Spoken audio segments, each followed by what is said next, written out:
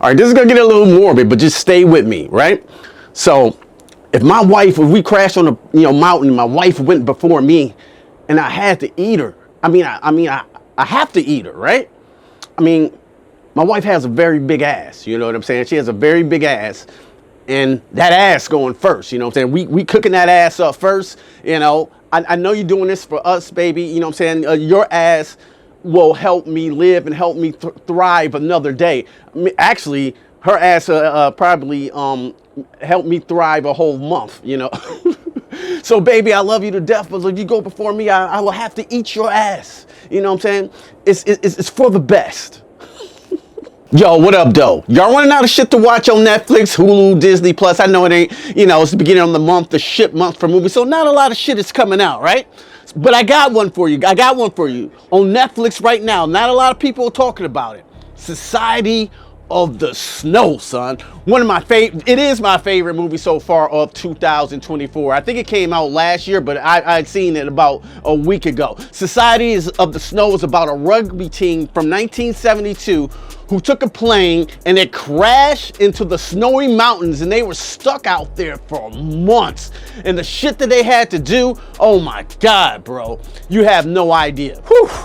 I hope I look cold enough, you know what I'm saying? I'm out here in the snowy mountains. No, this is just a green screen, and I got snow from my Christmas tree all over me to look cold. I was gonna be brave and go outside and shoot outside. It got a nice snowy area outside, but it happens to be like 4 degrees outside. So I was like, yeah, fuck all that. I'm not doing that. I look cold enough here, so like, you know what I'm saying, that's all that matters. Now let's get back to the story. Society of the Snow, something about human survival tales that really intrigues me. Like, I can watch Castaway any time of the week and just feel relaxed watching that movie. Even though it's a stressful movie, him trying to survive, it relaxes me. Yo, I watched this reality show called Naked and Afraid, and it's about these contestants. They go out in these harsh environments in the winter or in the Amazon, and they're naked, and they got to fend for themselves, and, you know what I'm saying, catch their own food, and they're naked, and they're getting stung by bees, and spiders are crawling in women's vaginas. It's absolutely incredible to watch while I sit at home eating a good steak, you know what I'm saying, watching these people starve to death, you know what I'm saying. It's so satisfying when they catch a snake or an eel. But this movie here, Society of the Snow, man, I had no idea. They don't make, this is what they say, they don't make movies like they used to. John A. Boyega directed it, and he directed the shit out of it because it didn't feel like I was watching a damn movie. It felt like I was there with these characters, you know what I'm saying? Like, when the plane crash happens, bro, it's so incredible, you know what I'm saying? Like, if you got anxiety of people being crushed together, knees breaking, bones breaking, and then it goes down in the Alps, and it's just like incredible to watch. And the cinematography, I can't say that word, so y'all gonna tear me apart in the comments, but the drone shots they had were so beautiful, so of nothing but snow and mountains. So you are fucked if you were out here, you know what I'm saying? So they had to be out there for months, bro, like months and months with no food. This is a small spoiler alert. So if you don't want the small spoiler, you can leave now. But I'm gonna let you know. They had no food, hardly no equipment. I think they had like some chocolate and some wine, which lasted a week, right? So people start dying, right? Now, they're starving. What are they gonna do, bro? They start eating each other. Cannibalism. Yes, folks.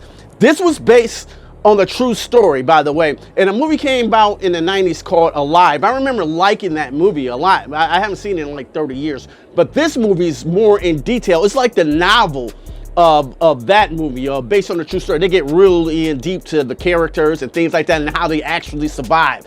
Yeah, like I said, cannibalism. Like, I was thinking, will I make it if I had to eat someone?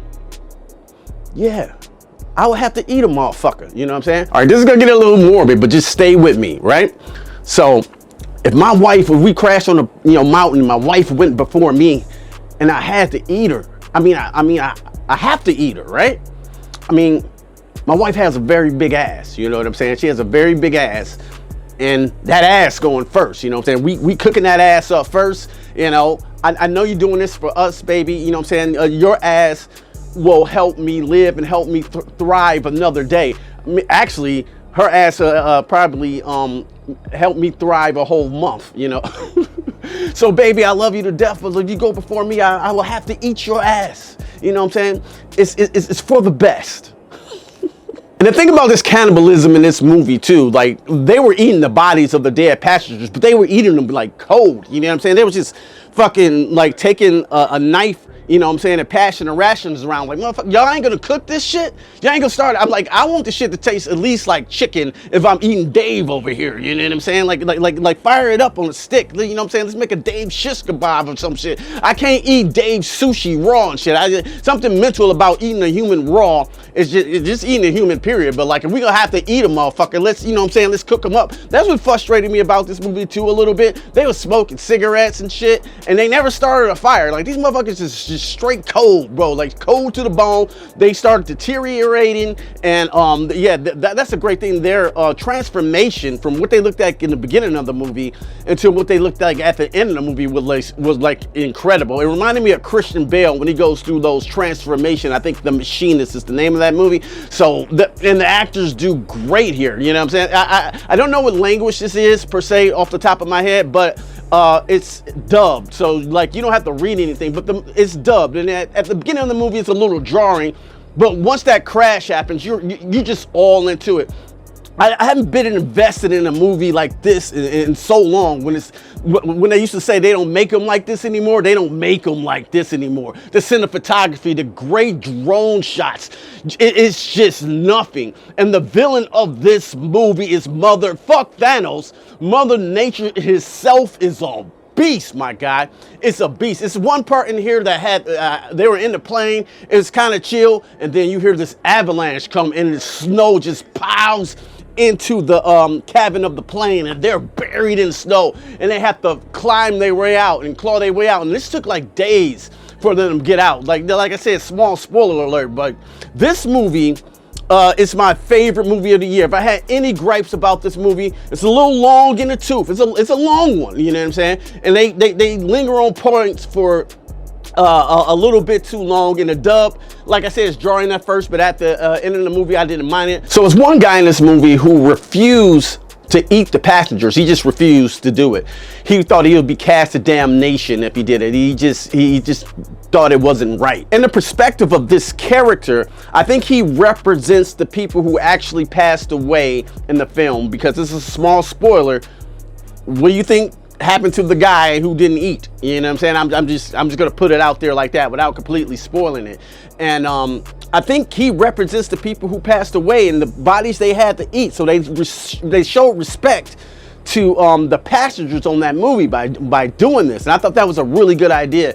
And spoilers, another spoiler alert, most of them get rescued, but a lot of people died, and a lot of people, you know what I'm saying, had to be consumed by the other passengers. To see them get away and to see the post-traumatic stress that went on, you know what I'm saying, with being out there was just something to behold. So if I had to give Society of the Snow a review, I'm gonna give it a 4.5 out of 5. Only thing it is, I thought it was a little too long and they lingered on some scenes too long, but it was never really boring. I was always invested in the characters and the beautiful shots, and the way it was directed felt like I was there with them. You know what I'm saying?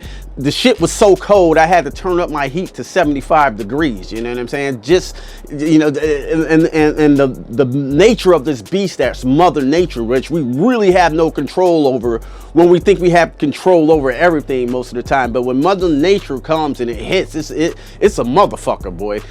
Check out Society of the Snow. I couldn't recommend it more. It's on Netflix right now. If y'all got any more movie suggestions, put them in the comments below. Have you seen Society of the Snow? Let me know what you thought about it in the comments below. Also, if you've seen the old movie Alive, you know what I'm saying, please put that out in the comments below. And thank you guys for watching. If you really like this content, consider hitting that like button and subscribe button. And don't just stare at it. Eat your wife's ass. Take that how you want it and eat it. Peace. I'm out cold, you hoes been exposed. Walk up on you slow with the foe, and unload. You got more left for dead on the road. I strode when your car got towed.